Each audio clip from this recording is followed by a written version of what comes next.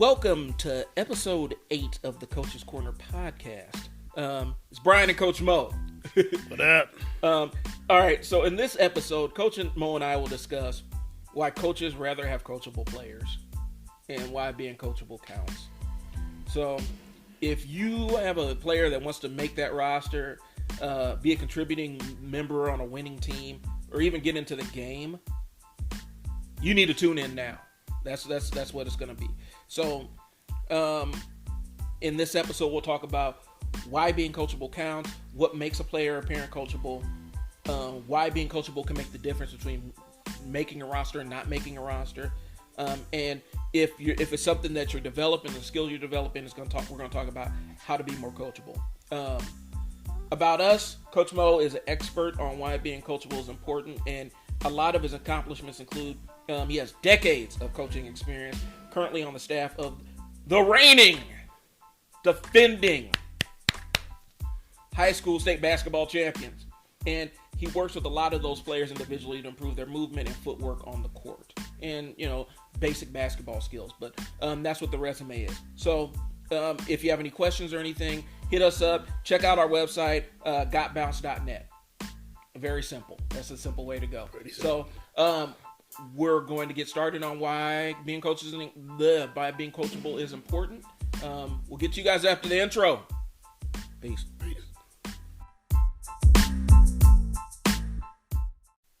Okay, y'all, we're back. So before we get too far into why being coachable matters, because it's a big thing.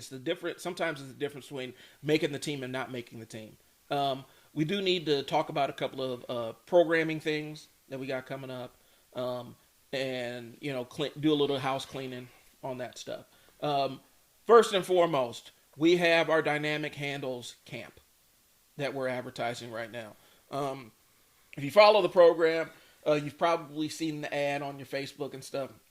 I'm gonna tell you now, this is speed and agility work. Coach Moe has decades of speed and agility work, and he's combining it with ball handling. And we have a session that teaches kids how to dribble for littles. And we're going to do that for about an hour because that's about the attention span, right, Coach Moe? Yeah, let's see. Right about an hour, we start losing a little bit of those kids a little bit. And then we're going to go right into our intermediate and advanced stuff, and you're going to see more advanced ball handling stuff.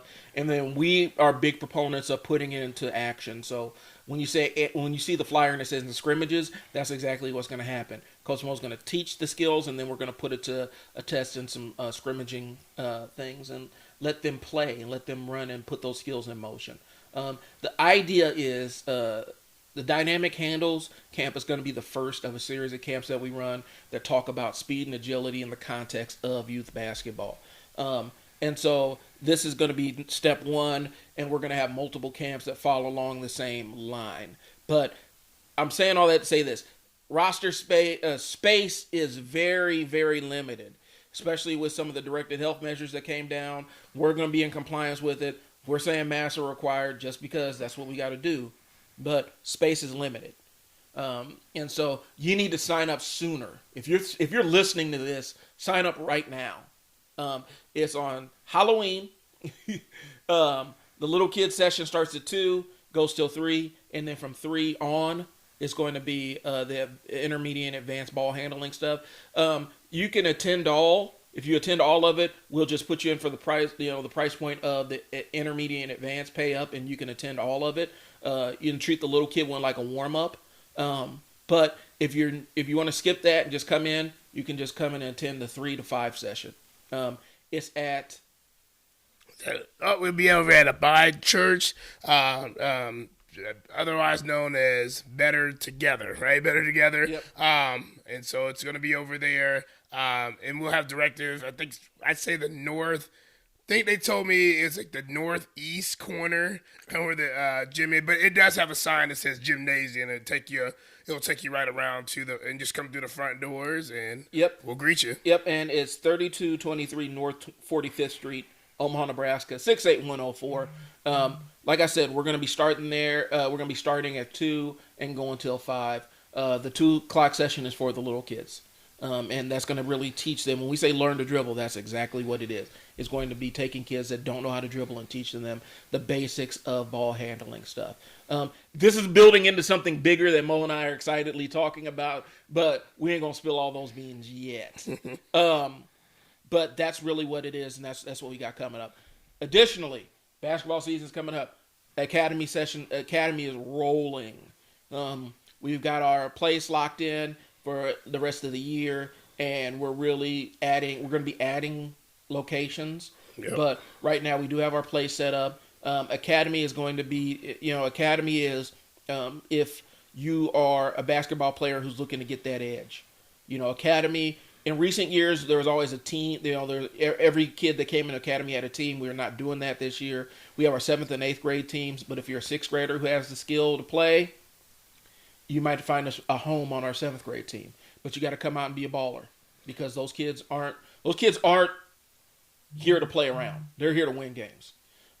So we're basically opening it up, and you got to make a commitment like any other team. But right now we are filling a 7th and 8th grade roster. If we get enough kids, we can add teams, but we're not going to roll a team until we have at least 10 committed players for that team. But Academy allows you, if you play for another team, we have kids that play. Let's show that. What are some of the other organizations we have kids that play for? So we have kids that play for OSA. We have kids that play for T&E, Hoop Dreamers, Team Factory. A lot of kids will drop by and play for us, and we just appreciate it. And so, like Brian said, you don't have to play for our team to get some skill work. I feel that we do it for the right reasons, and ours is to help that kid get to the next level. And I think last night's session was a prime example where we had just different kids. We have a kid actually who's going to Archbishop Bergen. They come down, and shout out to Alec who's come to everything, and he comes out and we just do skill work. We compete, we do skill work. And it is fun, and it's something they can use in their tryouts, something they can use on daily basketball stuff, and it helps them advance. So we're saying all that to say this: you don't have to belong to an academy team to be in basketball academy. This is a place where you come to refine your skills as a basketball player, and so that's really what academy is about. And sign up. For the season, we've rolled back some of our pricing for 2020. Just because we know that times are hard for people, and so we rolled back some of our pricing to get you in. If you come in at the price point now, you're going to be grandfathered in, and that's going to be that's going to be your price point until you decide to not come to academy anymore. Which we hope is around the time you're the night before you're about to accept your offer. And even so, that's what we're working towards. And so we have some major things coming up. We're gonna have some major things we're building around academy. That's gonna be coming up in 2021. We're having some good conversations with people and some of the big players in town. We have a real grand vision for basketball academy, and right now you can be on the ground floor of this thing. And that's what academy is. It's a place where it's a school where you can come to get better at basketball. Period. And that's what's going on. So come and check us out at academy. You're going to find the link for the dynamic handles training. Speed plus agility equals dynamic, plus ball handling equals dynamic handles. You're going to find the link for the dynamic handles training in the show notes. And Basketball Academy, get in. Get in. Man, that dynamic handles thing is going to be good. And you know what? As I sit around, some of y'all need to get in there. I'm calling some people out. I'm trying to be nice, but some of y'all can't dribble. Yeah. some of y'all can't dribble. Some of y'all just tall. And when we're talking about advanced, when we're talking about intermediate to advanced, that next level, that next group is going to be some advanced level stuff. So even if you're a beginner player, you're going to come in and you're going to get a glimpse of what some advanced dribbling stuff is. And we're going to leave you with drills to take home, things to practice. So that's why we're pushing it so hard. I'll give you an example. We're gonna have you, try to beat traps. Yep. We're gonna have you. How do you beat a press? With your dribbling. How do you, how do you move in and out of in and out of a 2-3 zone? Do you pass out of it? Do you shoot out? We talk about some game time stuff, but it's gonna be It's going to be full speed, action, time dribbling, contest, and then guess what we're going to throw in there?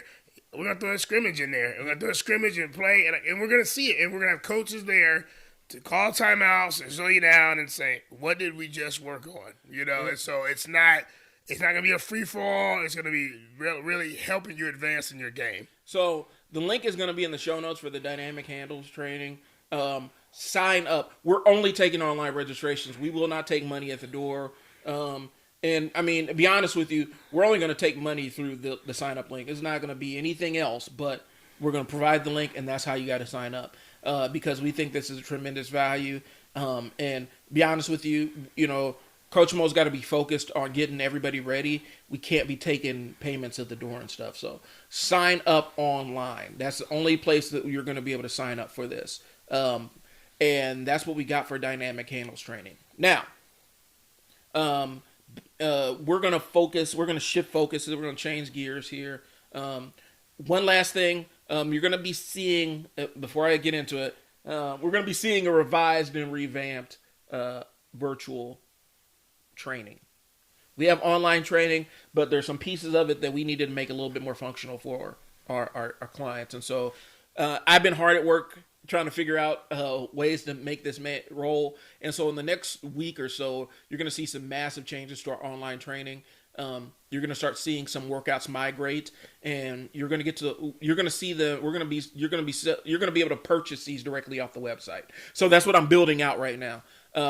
The virtual training is great for if you have somebody, if there's a reason why you can't really come out to any of the live things. We don't want people to feel like they have to show up to all these live things if they're not comfortable. So we want to give you some virtual workouts that are basketball centric to help get you ready for the season. So, and then other speed and agility work and other workouts based on attaining fitness while at home. So we're revamping our entire delivery model with our virtual training, and you're going to be seeing that on the website within the next week. I'm giving myself a deadline. Next week, you're going to start seeing the first couple of trainings on there, so you can buy them. We'll keep them in a low price point so you can get in. But we think that it's important to keep moving even while we're social distancing. So that's the last component I want to talk about. We're going to jump into why being coachable matters. We're going to take a pause for the cause. The links are all in the show notes for all the stuff we talked about. So take a pause for the cause, and then we're jumping right into this coachable thing. Peace. All right, y'all, we're back. So define coachable. What does coachable mean? When we talk about a young man or young lady being coachable, or even parents being coachable, what does that mean, Coach Mo? When we say coachable, what are we talking about? When I think of coachable, I think of is that in a player sense, is that player able to listen to any kind of critique?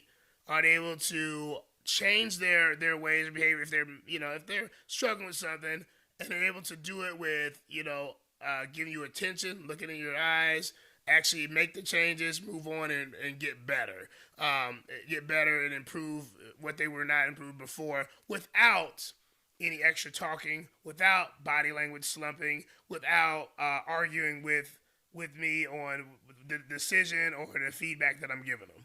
Okay, so they are amenable to change. They are willing to listen. They're good. Basically, they're coming in ready to be molded to be the kind of player that they need to contribute. Because how often do you get high-level players who aren't coachable, Coach Mo? How often does that happen? And we're talking about not just at 7th and 8th grade. We're talking about high school levels too. You're honestly, and I don't know if a lot of coaches would agree with me. The numbers are actually bigger than I think. You're probably about 50-50 right now. Because it takes one bad game, takes one bad situation, one coach that doesn't agree with whatever they've been doing, and you start seeing sides of kids you've never seen before, and a lot of the pressure is on because the higher levels you play, junior, senior year, if you want to continue to play basketball, and the ultimate goal for some kids is to go to college. And so that pressure sits in for some of them, and you start seeing a lot of them become uncoachable because of the pressures there, because now we're a little bit older, and the things that wasn't working for them or the thing they were getting away with now they can't get away with. So the numbers are a lot higher now. Yep.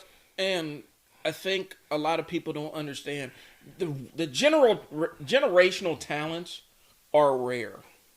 And we talk about generational talents, we're talking about players that are not only able to come in and transform a game, but they're almost like coaches on the floor, where they help develop the coaches that are out there, they help develop the players that are out there on the floor in real time. Those generational players are rare, and we're high on a lot of our kids, but not everybody's going to be one of those transformative generational talents where they can thrive in a team environment without somebody showing them and kind of leading it, or not even. In some cases, it's just the coach is kind of the manager of what's going on the floor. They have a team that's so good where all they got to do is just go out and manage the energy and manage things like that, and they may not have to direct it as much. But even then, you see, we see a lot of players that haven't really. I'll be honest, they haven't done anything. Right. They have not done anything from a career standpoint compared to what our best players have done in our system. They haven't done anything compared to those players, but they think that they can come out there and tell the coach how things are going to be. And we're not just talking about Coach Moe. I'm talking about they go back to their coach and they're going to tell this coach how things are going to be. And they think that they are running things or directing traffic. And they haven't elevated that team to a championship level yet, but they think they're going to come out and direct things. That's really what we're speaking to. It's not about bowing down before anybody or any other stuff, but it's being able to accept criticism, accept critique, and get better. A lot of people have unearned wisdom. They have wisdom that they haven't put in the groundwork to own yet. Right. Does that make sense? Does that sound like they have the wisdom, they have the knowledge, but they haven't put in the groundwork to earn that knowledge yet. So they don't really know if that knowledge is true or false. Right. And for us, let me tell you, to clear this up, we're not mad at you guys. We're not mad at you players, but a lot of coaches aren't mad at you. So we want to clear that up. Is there bad coaches out there? Are there coaches that don't have the right ideas in mind? Yeah, there is. But majority of us want you to be the best. And so we're not mad if you come in and you don't know any better. It's where I think we get more concerned. We don't say mad. Mad, I don't get mad. You can't help yourself when you're mad. I say we're more concerned if you can't change. So let's say you've been dominating on your elementary and middle school level for years, and the first time you get to high school, you have a tryout, and you make the freshman B team. Mm-hmm. In your mind, you should have been on varsity as a starter and be a 30-point scorer a game. Your practice and your effort didn't show that, and it showed that you were a freshman B player. It didn't show that. Not saying that's a bad thing, not saying you can't work there, but if the coach says, hey, in your tryouts, you didn't do A, B, and C, and we didn't see a lot of hustle, blah, blah, and your first response is, well, I was great in junior high, and I did do this, and I did do this, I did this. That right there is the first step of being uncoachable, okay? And we're saying, because Coach Mo brought up a good thing, I want to build on this. It's not that it's not being frustrated that you didn't know any better. You only know what you know. Yeah. But it's the frustration of not wanting to do better, not wanting to be better. And once you find out and they're telling you, that's when the argument has to stop. And that's when the body language stuff, in our famous word, the boo-boo face, the body, the shoulder slumping has to stop. And I'll tell you what, here in the Nebraska area and surrounding, tryouts and things like that are going to happen beginning of mid-November. And if you're still doing that, that's not a great start, especially if you're coming in as a freshman in high school. That's not a great start. The pouting, and we're not even talking about pouting in terms of I'm having a bad shooting game or anything. We're talking about pouting in, hey, the coach told me something, and okay, case in point, my son is 9 years old, and we're working through this behavior right now where we correct him, and when we correct him, we get pouty, act like we hurt his feelings, act like everything he's doing is wrong, kind of stuff. Just from a simple, hey man, can you go pick up your pencil off the ground? Shoulders slumping, head down, tearful eyes start getting watery, like we said something horrible. That's the kind of stuff. And at 9, it's expected.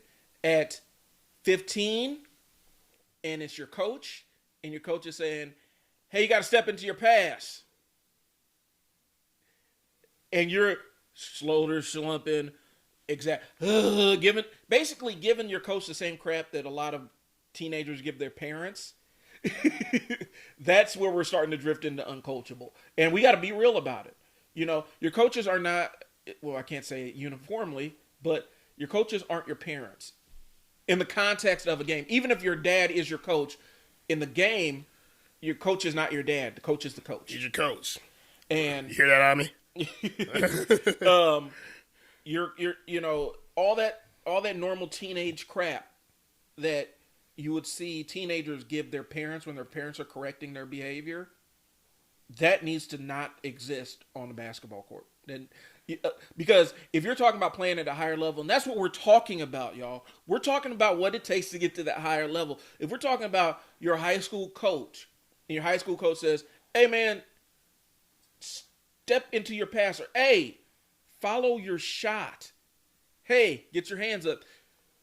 Well, coach,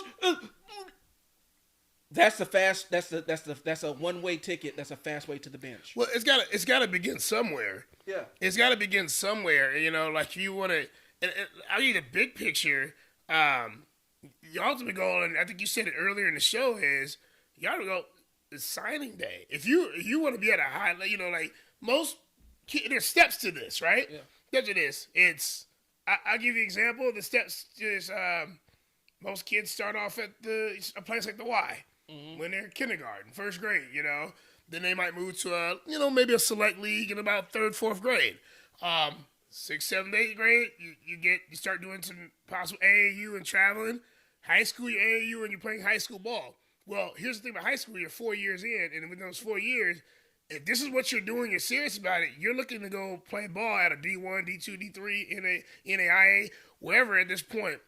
Now, to get to that ultimate goal, you may have to go out of town. And I give you this. Mm-hmm. And so, if I'm a coach in North Carolina and you are here in Omaha, I don't know if I want to take on your attitude being so far away from your family and friends if you never corrected it from freshman year to senior year. And so when I'm recruiting and I'm asking the coach or I'm asking other players, how does so-and-so respond to being down by 5 in a game with 2 minutes left?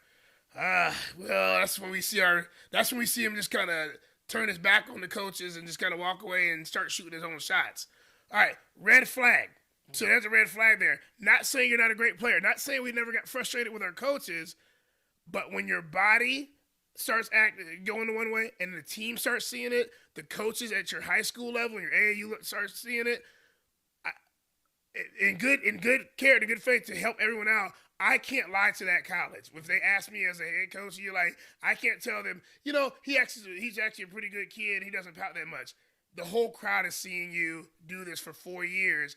And it's going to be hard for you to get to that next level because no one's going to trust you to run their program where they're paying for you to be at school and paying for your education, and you can't listen to coaching. Right. So it has to start somewhere. So I'll ask you this, and it's a double-edged question. How many times, Coach, and I want you to be honest with me, how many times have you had to pull a kid aside and say, "I am not your parents"? Oh, many times. Like, and it's usually my best players. Yeah. It's usually my best players in the heat of a game where I really need them, and they break down. Yeah. Or how many times have you said, "Okay," and this is the other side of the coin. How many times, okay, in non-game situations, you have a kid that's misbehaving or struggling, and they can respect coach, but they can't respect mom or dad. Oh, that's a lot too. So that's what we're talking about. We need that on both ends, where the kids respect the parent and respect the coach. in their respective roles. We have a mismatch. We have an imbalance if a kid is able to come in and take coach basically tearing a strip of skin off of them for not paying attention and not being focused on the game, and they can accept that and correct it. But mom and dad say, "Hey man, go pick up your room." That's an imbalance that we do need to correct. And parents, we're going to tell you, you need to communicate that with your coaches. This goes into another topic that we're going to dive into here. I think we're going to take a pause for the cause, but I want to put this bug in your ear because going with the coachable piece of it for parents. We're talking about coachable parents too. Include the coach in on the consequence. A lot of coaches want to help to make their players good citizens too, and that's what a good coach wants to do. We're going to talk about this in the next segment, but I want to put it in your ear. You guys got to start including the coach in when a kid is having behavioral issues too, outside of basketball, and we're going to talk about why that's important. So that's what we're going to get into the next segment. We're going to take a pause for the cause, and we'll be right back. Peace. Okay, y'all, we're back. So we want to dive into this, and forgive the language, but we do want to touch on this, and we see it. We're seeing it manifest, and we've seen the same story play out, and everybody's seen it. The player that was a phenom, that was this transformative player, the teammates loved him, and he or she was a complete asshole in all of the phases of life. And I'm not talking about just being a jerk to people. I'm talking about being morally bankrupt and involved in seedy things. And then the money introduced them to the kind of butthole that they really wanted to be. Mm-hmm. And they transformed into a monster. And it ended up destroying their entire career. This comes from that imbalance we talked about where we're not including the coaches in on the concept of discipline. Where basketball is treated like this sanctified place where the kid is on their best behavior, and then when they leave the basketball court, they use their status as a star basketball player to be a complete asshole to everybody that they come into contact with, and they try to get away with anything and everything. That's what we're talking about. So we want to make that balance where the player is taking the lessons they're learning from basketball in terms of accepting criticism and feedback and correcting their behavior and applying it at home. And the only way we get that is if your coaches are helping hold the kids accountable. And here's the thing. For your coaches out there that don't hold their kids accountable for stuff they do off the court, you're setting this kid up to fail. You're setting them to fail at some level. And we're not going to name names. We're not doing any of that stuff. That's not what we're about. But we've seen it too many times where a kid gets mollycoddled their entire high school career because they're the best player on the floor or in the district or in the region. The coach never holds them accountable. And people in their personal lives are like, this kid is spiraling. And the coach just keeps elevating them and never enforces any kind of discipline upon them. And then the kid reaches that level where now they're accountable for their own actions and they're out of control. I'm telling you now, parents, be on the lookout for that. If you have a coach that's reaching out to you and saying, "Help me help you and get this kid right so we can make him or her into a better citizen," that's the coach that you want to invest time in. The coaches that don't care about what your kid's behavior off the court is, that's a red flag. You're setting this kid up to be a sociopath. Yeah. Even at the collegiate level, where technically it's not a lot of money flowing, there's no money supposed to be flowing around. There is access, and there's opportunities. And with expanding roles in European leagues, there's actually a pathway for a kid that's not an NBA target to have a professional career and have access to big bucks. Do not set this kid up for failure by allowing a coach not to hold them accountable. So here's from the coaching aspect. I've sat on high school sideline, AAU sidelines, and select ball sidelines. It's the little things like I actually had a parent. He wasn't on our team, that went on our team, and we were playing, and this is probably one of the weirdest things that ever happened to us. He sits on the end of our bench so he could be closer to his son, who's on the other team, and was basically telling him to shoot the ball, to do whatever he needed to do, even though the coach, I could clearly hear the coach telling this kid to move and run the offense, and was telling him to shoot and wave off the coach every time. This is at sixth grade. In sixth grade. I personally know the kid. The kid is really struggling right now. Great player, really struggling. He's struggling with being coachable because he was taught by his dad in a public setting every weekend. You don't have to listen to the coach and what he tells you. So I tell you this as parents, and I'm a parent. And I have to bite my tongue too, as I don't know. I know footwork. I know those things. I can train you in those kind of things here. I don't know the game of soccer like down to the point where I've played at a collegiate level or anything like that. So there's things that if the coach is saying to do to my son, for both my sons, I just have to sit back. I can understand if he's hurting him or he's in a bad position and he never touched the got on the field. Then I can say, okay, I obviously saw that, but there's things I don't know about. Now, if my kids tell me something different and they tell me why they didn't get a lot of playing time, again, I'm a coach, and they told me, hey, I was being a jerk in practice or I wasn't, okay, cool, I can understand that. But I'm not trying to interfere in the middle of games. We have seen it a lot, and I said that example is bad, but I've seen it even on our teams where, a parent is saying, shoot the ball, pass it, and the coach obviously has a play set in there, and you're looking. I've had to look at parents, I'm like, please stop, we're in fifth grade, please sit down, don't come over to the bench, because your kid does it. And I don't know, my kids are very close to me, and they look at everything I do, so if they're looking in the game and they're looking at me, they're not focusing on the team, and they're not listening to my coaching. And we need you guys, your parents, for every coach. I think every coach will appreciate this. Just let us coach. And if there's anything that goes on, you need to talk to us after the game. Get 24-hour rule. See what rule your coach has inside there. But to do it in the middle of the games, start creating the base, and start birthing this uncoachable kid, and that's where it starts.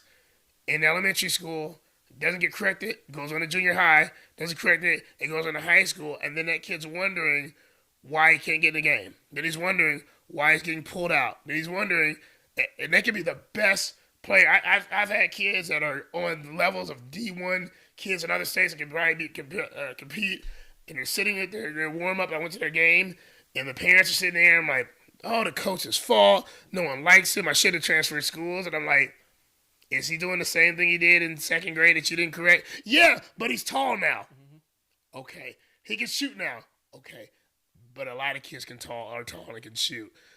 If he's not coachable, no one wants to put him on the floor. He doesn't help the team, the coach, or the parents. He's just kind of embarrassing himself. And understand this, y'all. Let's be honest. Your kid is on a team. Your kid is not the team.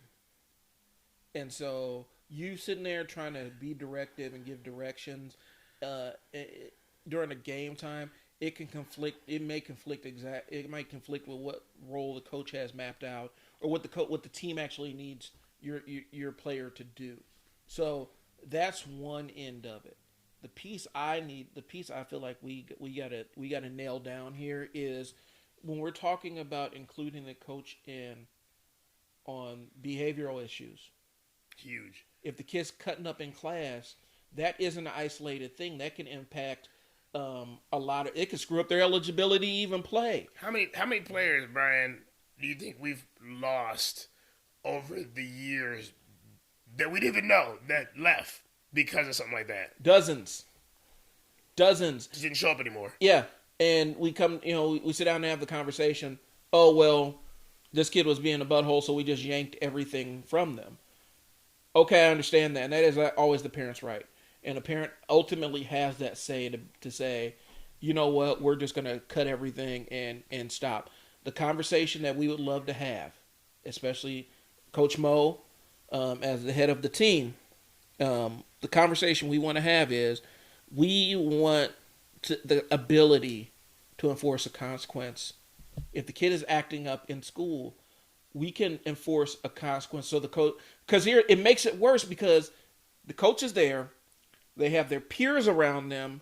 This kid has to get a consequence in front of their peers from coach during their escape time, their basketball time.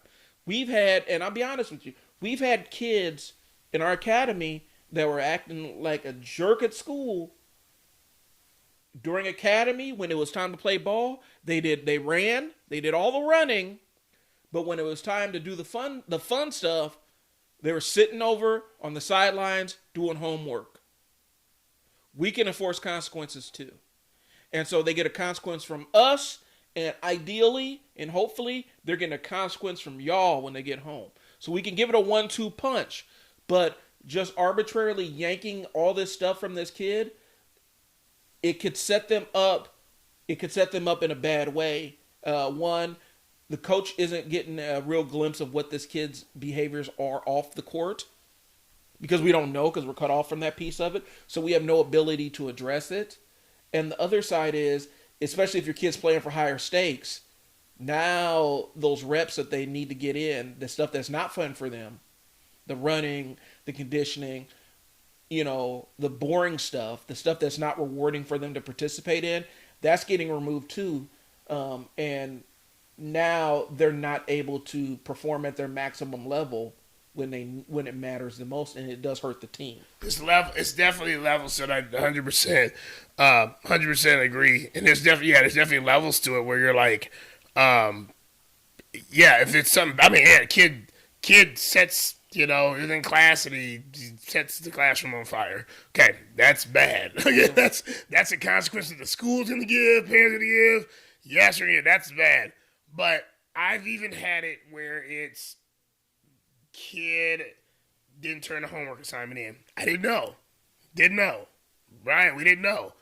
And all of a sudden we don't see the kid for 3 or 4 weeks. And then I are asking other players, because they all know each other. They start, your kids are on Instagram and Snapchat, and, we ask them where their friend is, and they're like, well, mom's keeping him out because, he didn't turn that assignment in on time. And I said, well, did he turn it in? Oh, well, yeah, it's turned in. Now it's been turned in for 3 weeks. And then I have a conversation with the mom. It's like, well, I want education to be first. And I'm like, so do we. And so does most coaches, because especially at the high school level, so do we. But like Brian said, now you have 3 weeks of reps he's missing from basketball, though. And so let us help you. Yeah. So we can follow up with the teacher, We can see if he's continuing to do what he's supposed to do. We can follow up, and then we can have an appropriate discipline that we all agree on. But he's still, or she's not still missing the reps to get in. And I'll tell you what's important now. It is competitive at the Class A level for girls and boys. It is competitive. You're going to end up hurting your kid, and I'm telling you why. If you take that kid's rep away for 3 or 4 weeks from basketball, shooting, dribbling, being around the team, the person that he or she was better than is now moving up because they didn't miss it. Not saying you're a bad parent. Let me clear it. You're not a bad parent at all. You just involve the coach on these things. Let us know they had a bad night. Let us know their grades are. Let us know they cursed their brother out. Let us know so we can talk about it and say, you know what? So today, since he cursed his brother out, like Brian said, he's going to warm up. He's going to go to the playbook like everybody else. But now today, he's going to sit by me. And he's going to sit by me and just watch everybody get their fun scrimmage at the end. And that, to me, as a former player, that hurts more. That hit me more because then I'm like, oh, I can't join my team because of some mistake I did. I got to fix that. And I came back stronger. I came back stronger and did that. But to say I'm taking it completely out, one, you may lose that kid. That kid may just not want to play sports again, and it backfires. Also, you may not just lose them completely. You might just lose their effort. Yeah. And if you lose their effort, now they're just being out there, and now they're hurting the team. And they're hurting the coach because they're like, my mom's going to pull me anyway because there's another chance I'm going to get a bad grade again. Yep. So, and I'll say this. We can, as a coach, you have the ability to look at a player and say, "You're suspended. Yep. Don't come here. You're suspended for 2 practices. You're suspended for this week."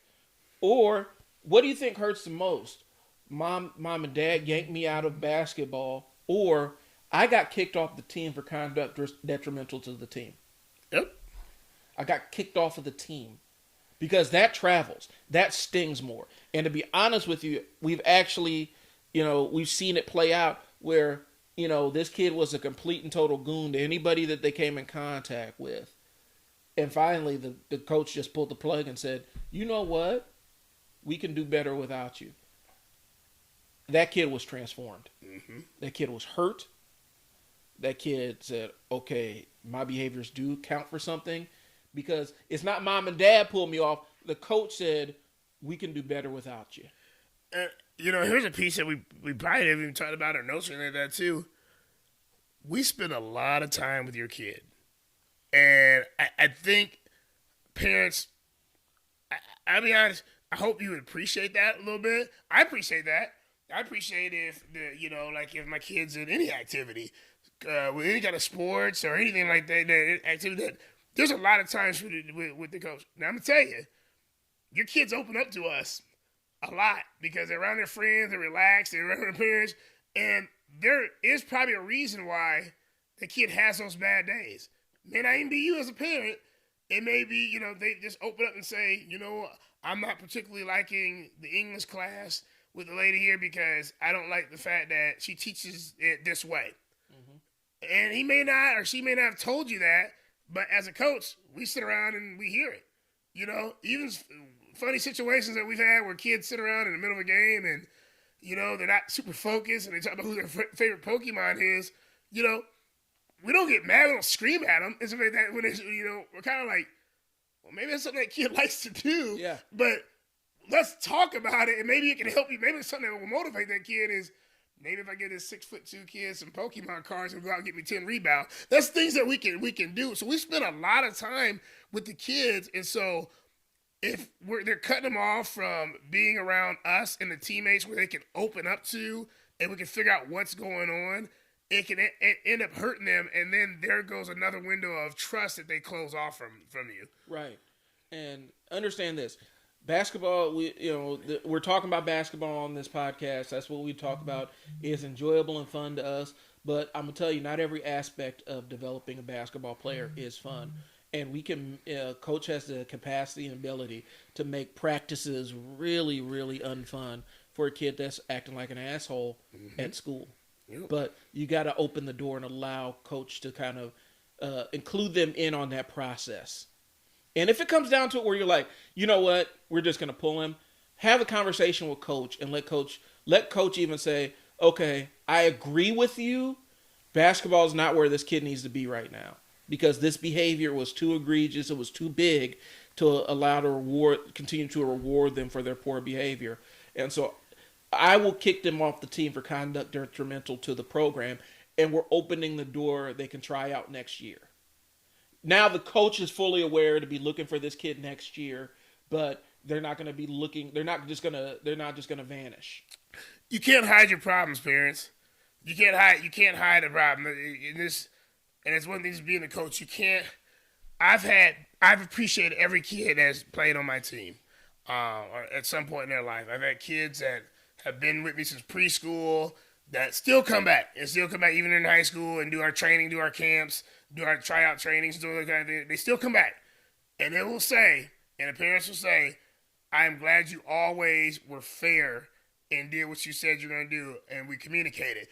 Those kids are going to be successful, not just at sports, just life and in general, because they take responsible for their actions. There's always communication with the coach. There's always communication with, parents, teacher, and those kind of things there. It's the ones that think they can team hop and say, you know what? This coach, I'm not going to tell him what's going on, or I am going to tell him if he doesn't agree, I'm just going to take him. Well, parents, when you're doing that, you're teaching that kid first. You're teaching that kid not to respect the next coach. Mm-hmm. You're teaching him not to respect the teacher. You're teaching him not to respect because you're saying it's okay just to get away when things are tough, right? Or somebody says something wrong.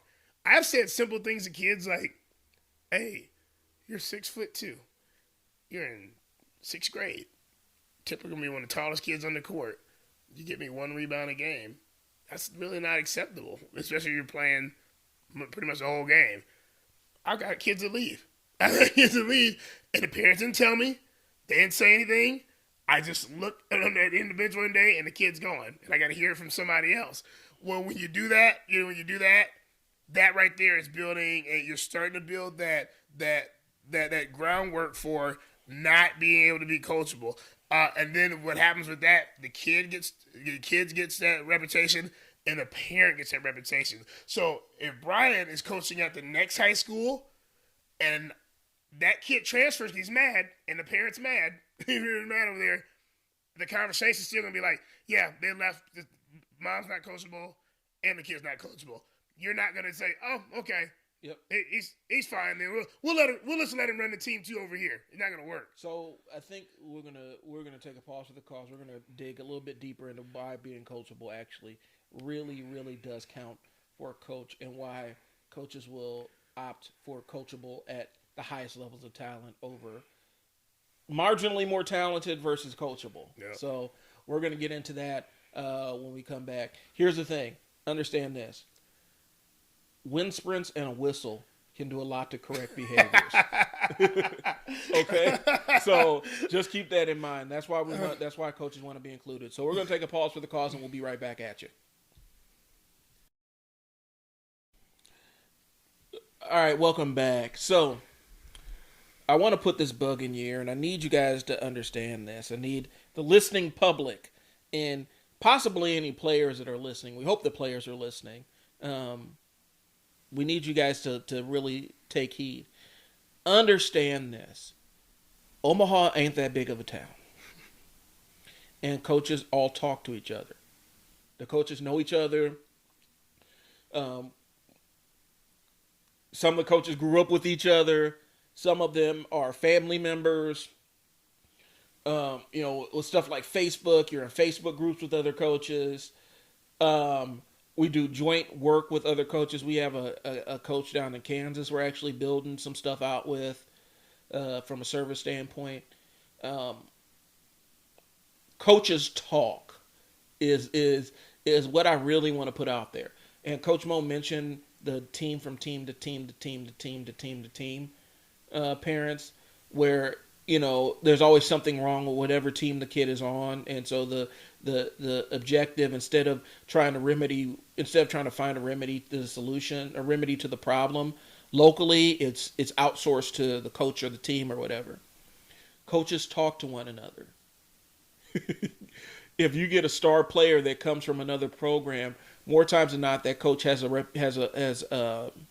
some kind of relationship with the other coach, and they're going to ask, hey, because basically they're not even asking for the lowdown on your kid or the parent. They're just asking to see what this kid's strengths are so they can evaluate it for the team. And invariably, it comes out, man, this kid's great. They ain't coachable. They don't listen. Mom and dad don't listen. And so good luck. That's how the conversation goes. They don't listen, so good luck. And now the new coach has what the old coach's perspective. Now, here's the other side. It's not always exclusive, because sometimes we've had kids that come from teams where they weren't getting coached or developed the way that they probably should have in our perspective, and we've had better outcomes. Some cases, we didn't have better outcomes, and the other coach was exactly right. But we do, it is a clean slate. But understand, with that clean slate, there is some background knowledge too. Coaches talk to one another is what I'm saying. At the end of the day, coaches talk to one another. That's what y'all need to understand. Coaches do talk to one another. And so when we talk about this coachable aspect of it, the thing I'll say is this, and Coach Moe, you can jump in here anytime.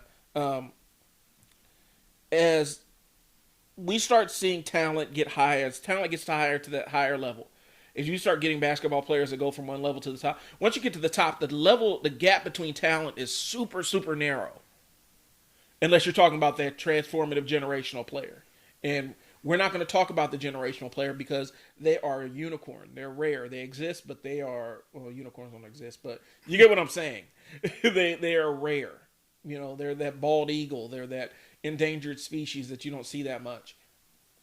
The gap between talent reduces. And so if the gap between talent is marginal, the thing that fills in that margin is whether this player is receptive to feedback, whether they listen, whether they're coachable. Coach will take a marginally less talented player that listens over a marginally more talented player that throws the team into chaos on the sidelines. Am I on to something there, Coach Moe? For all the old heads, we all remember Hoop It Up, right?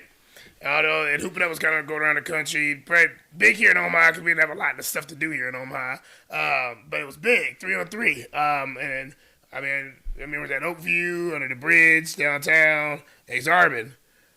The teams I won with, and it's not knocking. I had super, super talented teams, and even teams we played where you had these guys that were like the top of the world, arguing, not being able to get along. They're getting knocked out in the first round.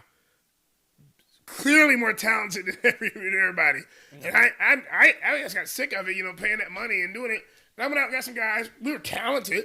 We were talented, We weren't the tallest. We weren't the fastest. We didn't jump the highest time. We were still grinding street ball players. And we ended up winning, twice in our division because we were kind of humble. We were humble. Everybody played their part. Everybody got along. Everybody listened. We were coachable on the court with each other. Like, hey, man, like, switch people. Hey, this matchup isn't going to work. Hey, you probably need to set this game and let so-and-so come. It was coachable. We did that. We were able to do that as adults because we learned in the middle school, in high school, to that level, it's okay to be coached. It's okay. And maybe you are wrong. I used to come in with the mentality, and I would tell people this. I don't know, Brian, if you believe in this, if you speak something to in existence, it's just, you speak it, keep speaking it, it's going to happen. And it messes up your thought process. If you keep saying, I suck, I'm not good, eventually your body and everything's going to start matching that, and you're going to get in games, you're going to miss shots, suck, I can't get it. And then the coach isn't going to be able to reel you in. And so what I used to use that excuse. I think a lot of us did. And I get there, I'm like, dang, I should have been on varsity. I should have been starting. Man, I should have had that one Division I guy. I'm better than that guy. I should have did that. I should have. Me doing that alone shows me that there was something I was missing. Right. There was something I did not learn from my 5th grade coach. And something I didn't learn from my 7th grade coach. And something I didn't learn. It was, and a lot of it was being humble. A lot of it was take responsibility for what you're doing. And a lot of it was, I wasn't doing the extra stuff. When the coach was telling me, hey, come in early, shoot some shots, I got this. I can beat everybody else. Right. I wasn't listening to the coach. When the coach says, hey, man, you miss those free throws, work on them after. I got to go afterward. I got something to do. I wasn't listening. It was everyone else's fault. Even till when I was an adult, I'm like, you know what? I was wrong. I was wrong. Don't be that way. Don't be an adult and figure it out. Right. Figure it out. You are 13, 12, 14, 15 years old. Figure it out now. It's okay to have a bad game. It is. How do you handle it? It's okay to ask for feedback from the coach. And it may be harsh. It's okay. Myself and Brian, and we'll tell you this, for parents and for players, we give each other feedback from a business standpoint. There's things that Brian might see that I didn't see. There's things I should see and and see that don't work. We've had many ideas that you guys will never even know about. We're like, man, that sounds great on my end. And I presented to Brian. He's like, that makes no sense. I'm like, what do you mean, man? Like, that makes no sense. We probably shouldn't put all the kids in clown shoes and have them test their vertical today. And I'm like, oh, but it seemed cool at the time, right? No, it doesn't make sense. I accepted it because I looked back and he gave me the reasons and the steps why. The reason why this looks like this is this and this. I had to take it and I'm like, oh, you're right. So ultimately, if you listen, ultimately, if you are able to take coach, and we're not saying every single time you're going to just be, yes, coach, you're right, you're going to do it. We're not saying kiss up to the coach. We're not saying be over the top. Don't be overly sarcastic. Just look at the coach. Say, okay, and then change it, fix it. Change it. Come in early when he says come in early. Get on the shooting machine if you have access to. If he says it or she says it, go do it.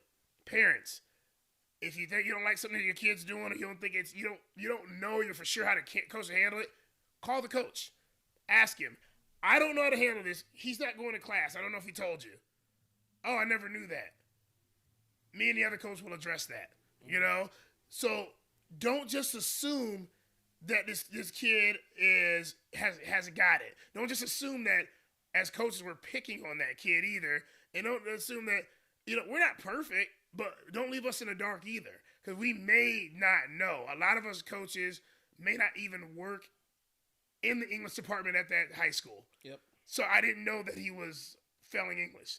A lot of us don't, a lot of us aren't at the lunch table when he's doing lunch. I didn't know she was at the lunch table throwing milk on people. We weren't there. But if you let us know, a coach can help you. So the consequences is you can lose scholarships.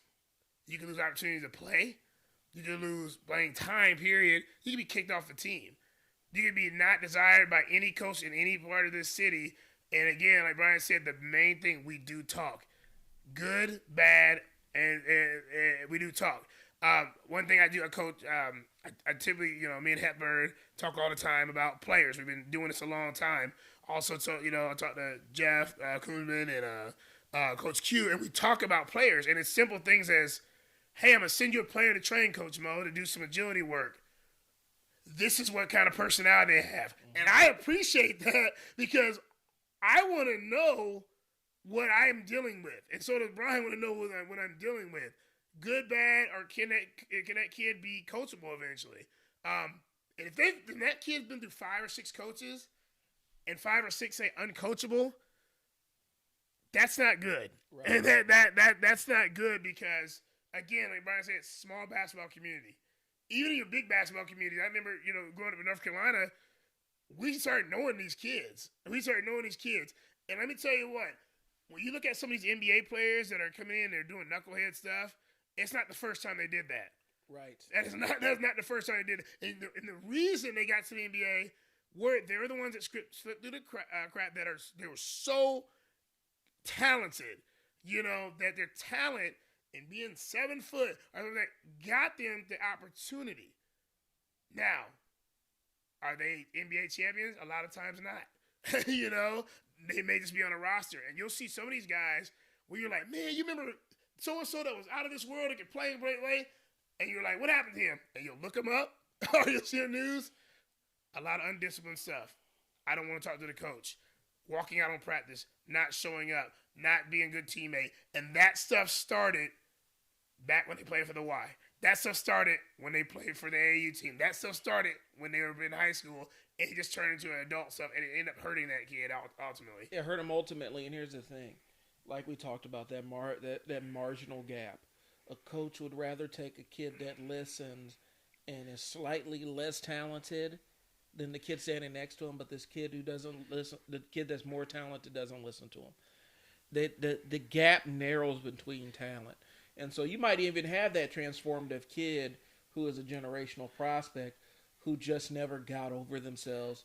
They make it to that highest level. And then now, instead of parents talking about what happened or fans talking about what happened, now it's sports commentators talking about why this person can never get over the hump, why they can never get out of their own way. You see Skip and Shannon arguing about it every day of the week. Saying this player has all the raw tools, but they can never make it. It never clicks for them, and they're their own biggest barrier because they bounce from team to team to team to team to team, even at the highest level, because they can never find a place where it fits in. I have somebody very specific in mind, and I'm not going to name drop that individual, but it sounds like Irie. They can really handle the ball really well. Really well. And They they are are great ball handler. They are professional. they are transformative generational. They're a transformative generational talent, and they've made it to the highest stage. But whether they get back to that level, it's going to remain to be seen. Hopefully, I'm really hoping that it does because it's still one of my favorite players to watch on the floor, in the flow of a game. But you know, people all around the league, and even in outside the league, all the talking circles are talking about what there's something upstairs that's not connecting.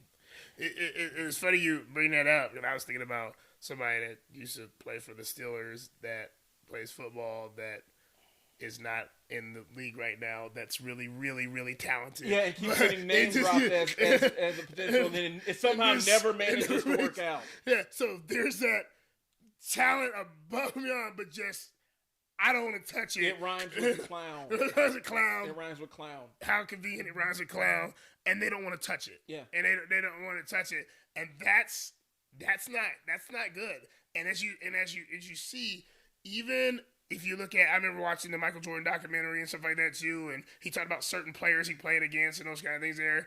Even within those runs, and you played the other teams, there were teams that couldn't get over the hump because they had players that were ahead of themselves, and they're worried about their fame and worried about their stats and worried about those kind of things there.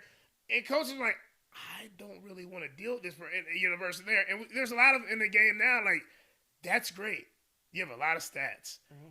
I don't want to deal with you. I don't want to deal with you. I don't want to deal with you. So I'm going to take this other person.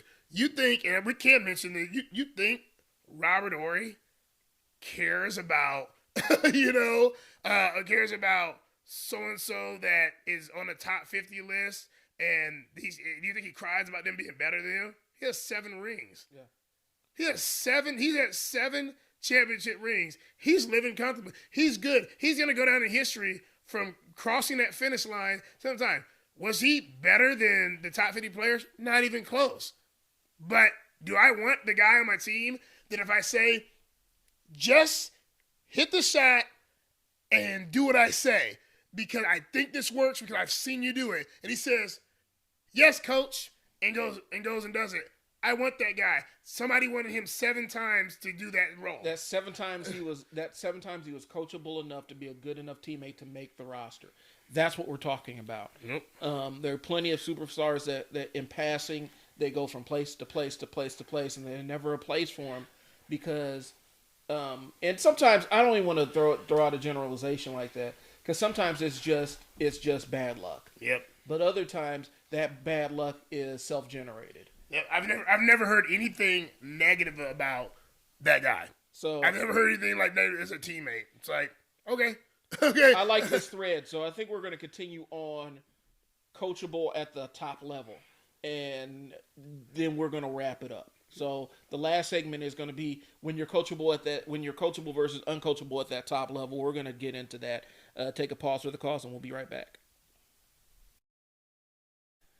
All right, we're about to go ahead and cross this finish line. So we're going to talk about that highest level. And now we're going to get into a little bit sports talk radio, if you will. So we tried to avoid dropping names. We'll drop names because I don't think it's ever going to reach their ears. And if it does, then we are doing some amazing things on this podcast. Please follow us if you reach your ears. Because we want to have you on the show. That'd be awesome. This is the Ottoman Table Chat. High budget podcast. We have our Ottoman set up with the mics on either end, just discussing things, chopping it up. Anyway, we mentioned like Antonio Brown and what's going on with him. Where this guy is one of those transformative. He can elevate your entire squad kind of players. He can go pretty much on any roster and make an instant and amazing transformative impact. Nobody wants to touch him. And it's not a cap thing where the dude's getting blackballed for his social stances or anything like that. We're talking about a guy who is pretty, it's been pretty apolitical but been controversial. And there are controversial players in the NFL. There's controversial players right now that are on rosters. Why is it that you have this generational kind of receiver that was kind of on that Hall of Fame track, just can't stay on the team, and no team wants him? What do you think the X factor is? I think the X factor is you can't follow directions. Yeah, You can't follow directions, and you're just. I hate to repeat it. It's uncoachable. It's uncoachable. It's not being that good teammate. It's just they ask people, and at that level, and you've had family members. I have family members that's played pro ball. At that level, people want to play. They want to win. They want to be in a locker room with somebody that's going to be like, look, can he help me win? Yeah. But do I want to travel with this person? yeah. Do I want to be in the trenches with this person? Are they going to let me down in a playoff game and start arguing and changing the route that the coach said and say, I know this go route is going to work, and that's what he said, but I'm just going to run a hook just for no apparent reason, and all of a sudden it's picked off. Yeah. And you're out of the playoffs because you just decide, I'm just going to go against what the coach said, because that stuff probably happened when you were in Pee Wee League. Yeah. And it's never been corrected. In the context, and we're talking about in the context of the team. And here's the thing. We don't expect Antonio Brown to care about what our opinions are. No. And honestly, we are literally basing our opinions on what we've seen in the media. There could be something else going on. But, folks, we're sitting here, we're telling y'all that if you are in our limited experience, we're talking about professional players. If you are a player, and we're scaling it down to junior high and high school players, but if you're a transformative talent, but no coach wants to touch you, that's a you thing. And that you thing could really honestly be the fact that you're uncoachable. You don't listen. On a football field, for a receiver, an uncoachable receiver is a receiver that doesn't run the route. They don't know the playbook. We've seen it where, we're college football fans. Hey, this player ain't on the team anymore. What happened? He couldn't figure out the playbook. He didn't listen. He went out there and he wasn't running the right routes. He was in the wrong place. And on a football field, being out of position has huge implications. In basketball, being out of position could cost you 2-pointer, 3-pointer, maybe even 4 points. Mm. Football, since the scoring opportunities are less frequent in football, you being out of position could be the difference between you winning the game by 21 points and you losing the game by 21 points. I'll give you an example. And we're both, it's funny, I'm a big Florida Gators fan for football, and Brian's a Nebraska fan. We played each other in the national championship game. Was this 95? Yeah. 95. Then Florida came in, and we had a lot of guys that go to NFL, and we were the favorite because we were in the first spread offenses, and we had there. Now, what Nebraska did was stick to the game plan. We tried to match Nebraska, I remember at that time, and try to match them and try to start running the ball at the gut. We didn't have running backs like that. We didn't have a line like our line was set to pass block, and we started doing that. Nebraska had Tommy Frazier. Tommy Frazier listened to coach, and I'm gonna tell you why. Tommy, and you can admit this, Tommy didn't have the best arm. He didn't. I mean, he wasn't. I mean, he wasn't throwing 400 yards a game. Those kind of things there. But his coach said, "Go do what you've been doing all season. Run the ball. If the short dump off is there, you're good. Run the ball." And they ran all over us. Mm-hmm. They ran all over us and beat us. And I can sit here and admit that. I said, "That's coachable." Yeah. He didn't do anything outside of what Tom Osborne said. That's coachable. A lot of I remember reading a lot of stuff within that happened in that locker room at Florida game. Players were doing stuff that were abnormal. Right. They were doing stuff that they weren't supposed to do. Changing plays on the field. Danny Werfel talked about it. People running routes that they have never ran routes before doing, which was getting him hit. But it was like, we've never ran that route on the third down. We've never done that. And they got crushed. Yeah, we came back and won the next year. Yeah, we came back, But at that time, on the biggest stage, you saw a team full of uncoachable kids get bombed, there. And so what that is something that never was addressed before. Right. And on the big stages like this, you're going to be marked in history. In those games, it's like I was part of the team. They got crushed because people might not know individually, I changed the route 5 times. Yeah. I walked down the field. I didn't run my route completely. I missed a tackle because I was standing straight up because it worked for me in high school. I called my own number when it was not my job to call my own number. Yep. That's what we're talking about. The quarterback can call his own number. The quarterback can call your number and call a hot route and tell you to do X, Y, and Z on the field. But when you have a receiver that just decides, you know what, I'm gonna just run my own route. Now you're in trouble. You have a cornerback that says, you know what, I'm gonna just play zone. It does. Everybody else around me is playing man. I'm gonna play zone. How many years did Tom Brady play for the Patriots? Many years. Many years. How many different receivers did he have? A lot. The constant was, whatever the coach told Tom Brady to do, he typically did it. He was coachable. But he had earned the trust, we talk about that, the trust, to change in the experience, to change his own plays for the betterment of the team because they trusted if he changed them, it was right.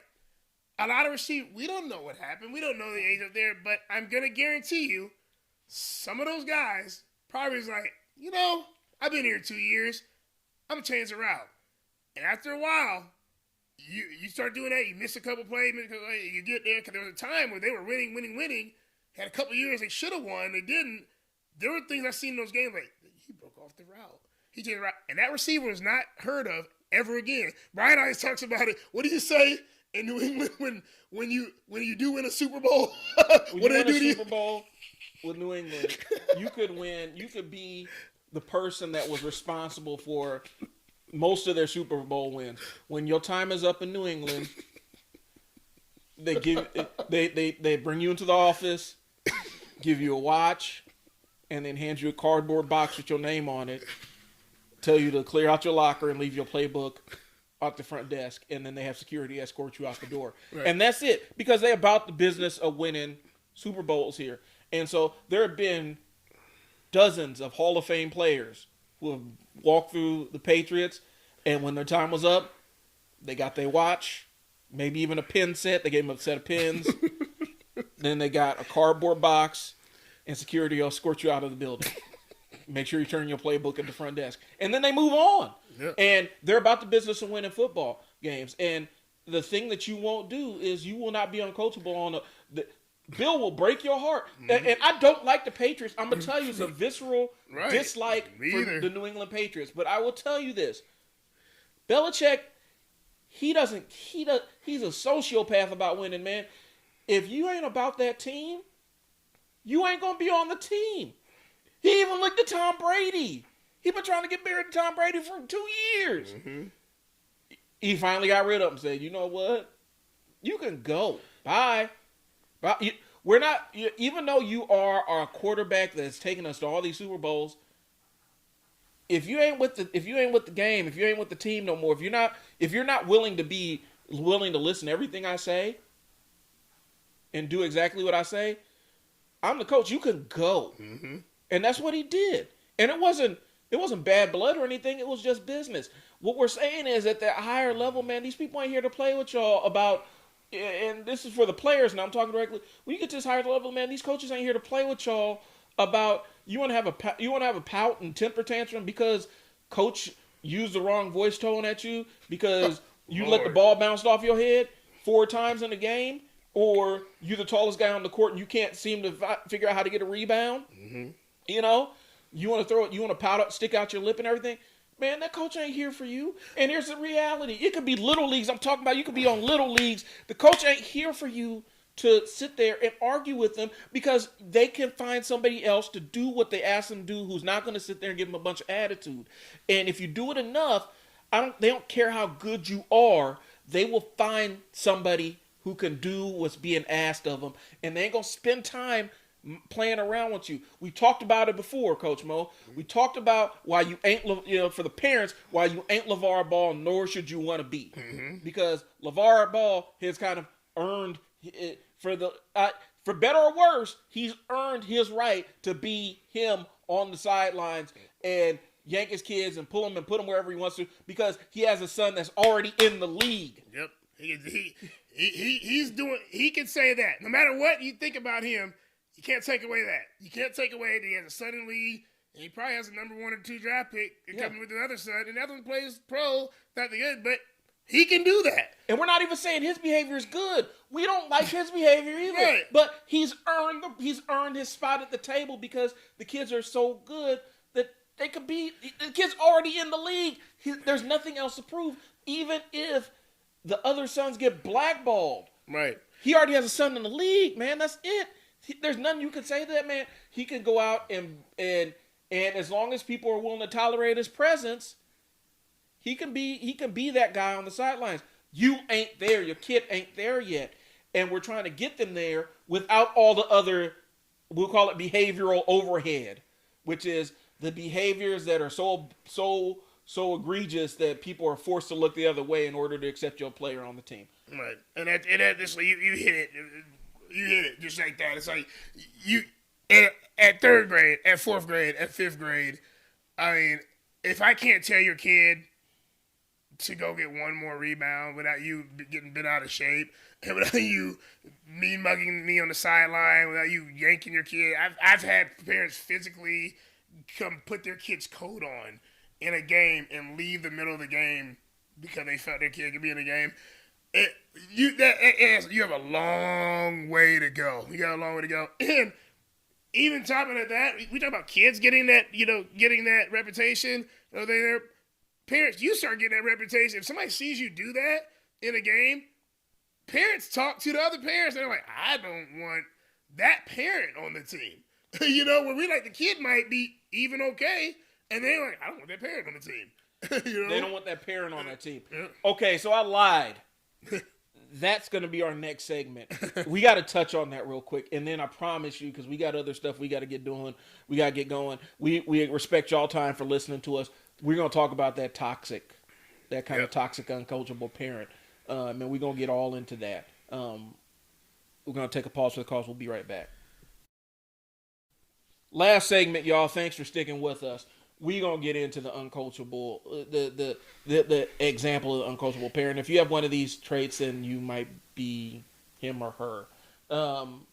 So we're talking about the uncoachable parent, and then we're going to talk about, we'll put in the passive-aggressive and then the aggressively uncoachable. Passive-aggressive. I don't hold my kids accountable. I never want to be the bad guy. You're forcing the kid to compete or play at a level that they are not ready for. Because you might have had some kind of success in your days or whatnot, and because you think through osmosis your kid's gonna get it, and so you never do the things required. You never have the conversation with your kid. You never take an honest inventory of what your kid's skills or ability is, and when it comes down to it, you don't hold the kid accountable for their behaviors on and off the court. So you might have a young man or young lady that is out on the basketball court, on the sidelines. They're a distraction. They distracting their teammates. They're distracting their teammates. They're not focused on basketball during basketball games. They are talking about unrelated things. In practice, they goofing around. They constantly are playing around. And there's always playfulness in basketball. We try to keep it light and fun, but we're talking about playing around like you're wrestling around, doing things that might get somebody hurt or injured. That's what we're talking about, the passive aggressive, and the parent never holds the kid accountable for the behavior. And we're not talking about just on the basketball court. We're talking about off the basketball court too, where the kid has a bunch of behavioral issues that the parent never addresses, or they want to be the good guy, and so they leave all the discipline to the other parent. And the other parent's a bad guy, and then they outsource that to coaches too. So not only do they expect the other parent to be the bad guy, they expect the coach to always be the bad guy. That's kind of the passive aggressive. The aggressive parent is the one that sits in the stands, badmouths other players, they also refuse to hold their kids accountable. But instead of not holding them accountable, they actively blame other people for their child's piss poor behavior and piss poor attitude. This kid's out there tripping people, pushing people down. Off the court, the kid's a bully. Never, and when confronted, parent never wants to hold. It's never the kid's fault. It's always somebody else's fault why their kid is a bully. And when other adults address the behavior, it becomes the other adult's fault why their kid's a bully. We talked about bad mouthing. We were very serious about this. We've had parents that sit up in the stands and will actively badmouth other players on the team during the game, and then wonder why the other parents in the team or on the league don't want them around. And then it ends up becoming, well, none of the other parents like me because of blah, blah, blah, blah, blah, instead of none of the parents like me because I sit around and talk crap on their sons, daughters, nieces, nephews, whoever. And and so we're talking about very specific cases, but these are the cases that we've seen. This is uncoachable parenting. That is uncoachable parenting. We talked about the love of our ball, and neither one of these kids are any of the ball boys. They ain't up there yet. They ain't even close. They barely making rosters. They're barely making our roster, but in somewhere they think that they're the most important person on that bench, and they're not looking at it from a context of a team. They can't see past themselves to think about what the team needs. That's what we're talking about. So, Coach Moe, how can a parent if somebody's listening to this and saying, man, I'm not proud of that, I might have done some of this, how can a parent be more coachable, man? Well, here's the deal. You gotta let us coach. You signed up for this. So if you signed up for, I guess let's take it back for a second. If you don't want to coach and you didn't sign up to be the coach, that means you are trusting whoever in front of you to coach your kids to get better at that sport. That means you may not have a lot of knowledge of that sport. I don't have a lot of knowledge at tennis. If I sign my daughter up for tennis, she's got to learn from the tennis. I'm expecting a tennis instructor to teach her how to hit the ball to racket, and that she's can play pretty good at a point, and hopefully she can get competitive at it. If I filter along that way, and I get a coach a chance, then I can say something. But if you don't know the sport really, you sign them up for doing it, and the first week or two, it's criticize. That's a problem. That's uncoachable. That's an uncoachable parent. That you're not letting the coach. When you start talking, then it gets very, very, very detrimental. You get down in the trenches and you start saying it in front of other parents. Right. And then the other parents who've trusted this coach, two reactions happen. These are cases that has happened over years. They tell me, or they tell the other coach. And now I'm looking at you. Now we have this weird, thing where it's like, I wonder why this person. Now I see why they're staring. Now I see why they snatch your kid up right after the game and they don't stay with the huddle and shake hands or the kind of thing. And I'm like, but guess who it ultimately hurts? It's the kid. The kid sees the way you're reacting, and I'm gonna tell you, put you on a secret. Kids just want to be out there with their friends a lot of times. Right. They just want to play ball. They just want to shoot the ball, play a couple of games here and there on the weekend, and have fun. Even at the high school level, get that game in, get a couple practice in. They want to have fun. It should be fun. It's not fun when they got to look over their shoulder because they're like, oh boy, here comes mom talking bad about my friend Bobby. Bobby's the best player on this team. Bobby, and we all know it. Brian, let's keep it real. You know who the best players are on the team. And the kids know it. Right. And so I'm telling that kid who probably has played more games, has more experience, probably played AAU, probably did something like there. The reason why they have the ball in the clutch, they've had more experience taking that shot in the clutch. But for you to sit on the sideline and, of course it's pulling my kid out. Look at that. Oh, man. There it goes. Putting Bobby in there to take that shot. Can't believe this. I mean, oh, boy. What do you guys think? What do you guys think? I mean, go out. Oh man, and we hear it. We're told and we hear it. And the thing is, coaches are human. I'm pretty tough. I can take a lot of stuff. I hear though, my ears work very well, and I see your body language, and I see what it's doing to the kid. And when that happens, and you get that kid doubting, right, and it makes it weird around the other kids, it's really hard for that kid to progress in any system. I don't care if they're playing for a rec team, let alone an AU team. You can be very detrimental doing that to your kids. Well, here's the other side of it, man. We want to have a great experience for everybody involved, right?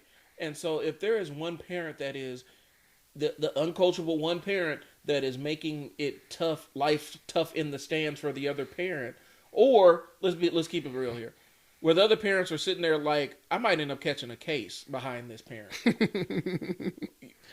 There's a high probability we gonna ask you not to come back anymore, and we'll ask you to turn the kid's jersey, and they're off the team. You know, and you can go take all that stuff somewhere else, and you can talk bad about us somewhere else, but we still do talk to each other. But if we want everybody to have a fantastic experience, win or lose. It's supposed to be about fun and about getting the kids better and getting and losing is as much a part of the game as winning. If you go out and win every single game, the chances of your learning those valuable skills to get better or pushing themselves to get better is very thin. So we want a kid to experience a loss every once in a while to see what it feels like so they can have something to get better with. The reality is this. If you are that parent that's sitting in stands and making it an unenjoyable experience for the other spectators, the other people that are invested in the other kids on the team, because you're bad mouthing them, we're going to ask you not to be around. I don't care how good your kid is. I don't. Yep. I'm the business manager. Mo's had it. Mo has a great relationship. But sometimes Mo has a great relationship with some parents, but sometimes I'll say this person needs to go. And Mo will vouch for that. I've said this kid or this parent, I don't care how much money they pay us, they need to go. Yeah, because it doesn't benefit anybody, and at the end of the day, no one should get disrespected. No coach should, no parent. If we're not disrespecting you as a parent, if we're not disrespecting the kid as a kid, and I guess the one thing that probably bothers me, everything you talk about is talk to us about it. Talk to us about it, and don't be reactive about something that we don't know about. I got accused one time of yelling at a kid, and it's funny because me and Coach Hep were in Dallas last year, and we were watching AAU games. If you think anybody yells up here every year, I want you to go to a competitive top level AAU game in a gigantic city. They are literally walking on the floor in the ref's ear every trip up the court, screaming at the top of their lungs. And guess what the refs do? All right. And guess how the players react? Fine. Because they're trying to win and they're trying to do whatever. And that's just the way that person goes. They're playing for scholarship opportunities. Yeah, they're not worried. If the coach is getting them there, they're fine. They didn't disrespect the refs. They didn't say they're going to fight the refs. They didn't say they're going to throw a chair at the parents. They didn't say anything. That's the way they are. My voice carries, those kind of things there. And for the first time, I was like, wow, you just don't get it. So you just don't get it. Your kid has like you said, there are things that happen in practice. And when you're not around, when we spend a lot of time with your kids, that you have no idea on why they're not having playing time. And you just made them uncoachable because you approached me in front of them about something that you could have just called me about. We have little kids on the team. I mean, to be honest with you, yeah, we'll see our fair share of Naruto runs. If you're Naruto running down the court in the middle of a game when the game's on the line, you can't play. You about to get barked at. You about to get barked at because we done had this conversation. We done talked about this before. Right. We say it's cool in practice or if you're screwing around, but in a game, move your arms, get your damn hands up. Don't put your arms behind your back. Okay, so your kid's about to get barked at. I'm sorry. Because they should know better, and they have to hear our voice over your voice in the crowd, and their team yelling at them. They got to hear us, and so yeah, it's going to sound like a yell. I'm gonna be honest with you. And other times, coaches are human too. I done told this kid 12 different times in 12 different ways, hey man, Don't let the ball hit you in the face. Grab it. Use Pay your hands. attention. You're the tallest guy on the court. There's no reason why you have one rebound for the entire tournament. You got one rebound, and your job is to go out and get rebounds. So you guys got to be real about it. But we want an overall pleasant experience for our parents in the stands.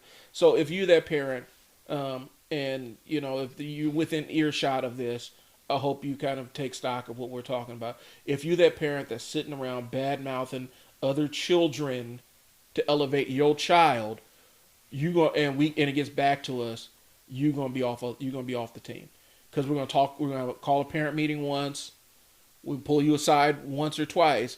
If it continues on, you up out of here, because we're not trying to have a negative experience for our parents in the stands. Right. We want to have the best possible experience, win or lose, because losing is tough enough without having to sit there and listen to somebody talk bad about your kid. And we see it. Don't think. It's a distraction. Your kid sees it too. Don't think as a coach we don't see it. One last thing I want to throw out there, because this is a very real, visceral experience that sticks out to me. Girls team last year had a parent. Now these are all beginning level girls, all of them. Speak on it. To a person. Speak on it. To a person. My little girl, she had never played basketball before, and she went out there and did what she was supposed to do, what we told her to do. And there are other little girls that were in the same boat. We had a parent, because their kid had some experience that these other girls did not have. Now she had experience, but she didn't have any wins before. She didn't have many wins before joining us, and she got better, and she was a standout player for us. But we had a dad come down and literally insult all the other girls and talk about, we gonna get you around players that know how to do it, in front of the other kids. Don't come back. That specific parent, don't come back. Because that's not what this is about. We are not about demeaning or belittling other children to elevate your kid. Even though we all know that this girl had more experience playing, there's no reason to put down the other kids who don't, because we're not at that level yet. You know what you can do in those situations if you have those issues like that? You can coach. Yeah. You are always free to coach. You can go to the Y, go to wherever and say, I want to be a coach. But the problem is, most of them won't do it. Get off your ass and coach. And we actually have a program that will teach you how to coach. I'll put the link in the show notes. I dropped the price. I can't remember off the top of my head what the price is, but it'll teach you how to coach from A to Z. Yeah. And I'm dead serious about it. There's a link in the show notes. Mm-hmm. You can go and sign up for it, and it'll teach you how to get started as a coach. Yeah. But do not do that crap, because that's not fair to those kids. Mm-hmm. And that's where we'll get fiercely protective over the other little girls on that team, because no child needs to be put down like that. And I don't care, I love my kids. I love my kids. Yeah, so do other parents. Everybody loves their children, but there's no reason, there's no excuse for that kind of behavior after a game, especially in a season where these girls are seeing, some of these girls have been playing for a couple of years, and this is the first year they've seen success. That is exceptionally ugly. Man. And so, don't come. I'm dead serious. Yeah. If I see you, I'll tell you the same thing. Don't come back. No, it's not worth it. And it's not worth it, and we'll get rid of you. Yeah, we'll work with your daughter. You're not welcome to any games or practices. You can stay out. You can stay away forever. I don't add extra stress. I don't have extra stress in my life dealing with people that don't want to do it for the kids. Yeah, if you're not there for the kids, then we don't need you there. So, we're leaving it on somewhat of a confrontational note. We love all of you, but if you are one of these uncoachable parents who thrive on putting down other kids to elevate your own, then there's probably no place for you in Coachable Athletics. I'm just being dead serious with you. So if you're able to adjust that behavior, there's a spot there's a spot that's welcome for you. So this week coming up, we got Basketball Academy we're still rolling with Basketball Academy coming up. Got our competitive open gym. Open gym. Yep, and just stay tuned. We have one more Monday for sure, but we're gonna probably shift some different dates on that. So just stay tuned for the changes. We also will be adding an extra day for Basketball Academy. Stay tuned for that. That's exciting. Just give you guys more stuff. But please, that the dynamic handles camp. I'm telling you. Today you have to sign up for that. It's gonna if you're hearing it now, sign up now. We cannot have 100 people in there. We're trying to keep everybody safe, and we need to know who's coming. Once we get enough people, we're going to shut off registration, and you're just going to have to wait for the next one. Yep. So that's where we're at. Thanks for tuning in. If you're listening to us on iTunes or whatever platform, subscribe so you can get updates about when we're posting new stuff. As you'll start seeing offers for different programs mixed into the content of the show. So you want to subscribe for that. If you like what we're saying, leave us some feedback. We do have a little tab on there to donate to the show. If you really appreciate the content we're making, donate to the show. Let us know. The donations go for operations, helps get uniforms and stuff for the kids, and helps pay league fees for the kids and whatnot. That's been a recurring and a very challenging cost to meet. And so you'll see the support link on Anchor, especially. You'll see the support link. Click there to support the program. Like I said, we're on iTunes. We are on Google Podcasts. Eventually, I think we're going to be on Amazon Podcasts. Whatever platform you're listening to us on, subscribe to the show so you can know when we post. We create new shows, new content every single week. And we talk about basketball-related topics, and we're going to be expanding our focus. Couple things I'm waiting on, but we're going to be starting to add guests and things like that, so you can hear other voices besides our own. Any parting thoughts? Parting thoughts is let your kid be a kid. Enjoy the journey. By enjoying the journey, that means let them be coached. If you sign up for a team, let them be coached. If you find something you don't agree with the coach, let's figure it out. Let's talk and let's work through it. Kids, your thing is be coachable.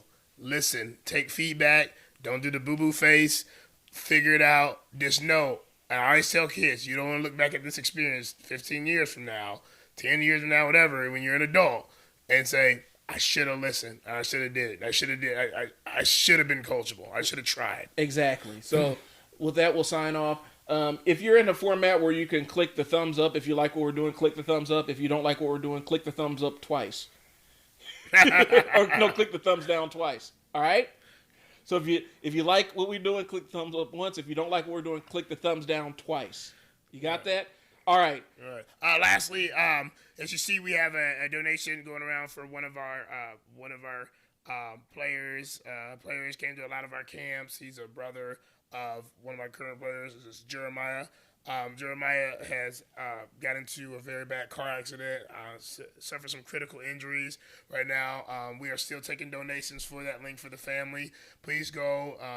Anything helps. It can be $1. Anything helps that family. They're needed. We're really pulling for him. A lot of prayers going to his way. But really check this out. Really check it out and donate. Lastly, we're also looking for sponsors. Yeah. That will be down in the show notes too. And there's different types of sponsorships, different levels. You'll get to see in there. But please, we would definitely appreciate sponsors. We have 2 great teams going into. So we practiced last night. I'm like, man, I'm happy. I'm so happy about these teams that are coming through this season. Maybe the best teams that we've ever had that's coming in here, and we're excited. But also, there are kids that are going to be on those teams that may need a little help. And honestly, I looked at some of the prices for some of the tournaments this year. They've went up. We need help. We need help. They've went up, and I don't know if people are just doing that because things are going on. But we need help. We need help with that piece of it. So we need to get that money in the door. There's programs. There's podcast program sponsorship opportunities. There's team sponsorship opportunities available. Both exist. We'll put the link in the show notes. That's what we got for you guys. Thank you to everybody who donated to Jeremiah. Man, we blew through that goal and we're set. And we're going on. We're going to continue powering through. We're going to continue pushing this because the family needs also support that you guys are willing to give. And if you can't donate, If you can't donate, I'll put the link to the Facebook post in the show notes. Share the Facebook post. If you can't donate, share the Facebook post. Okay? So that's what we got. Thank you for tuning in. We'll be back at you guys next week. Talk to you later. Coach Moe and Brian. Peace. Peace.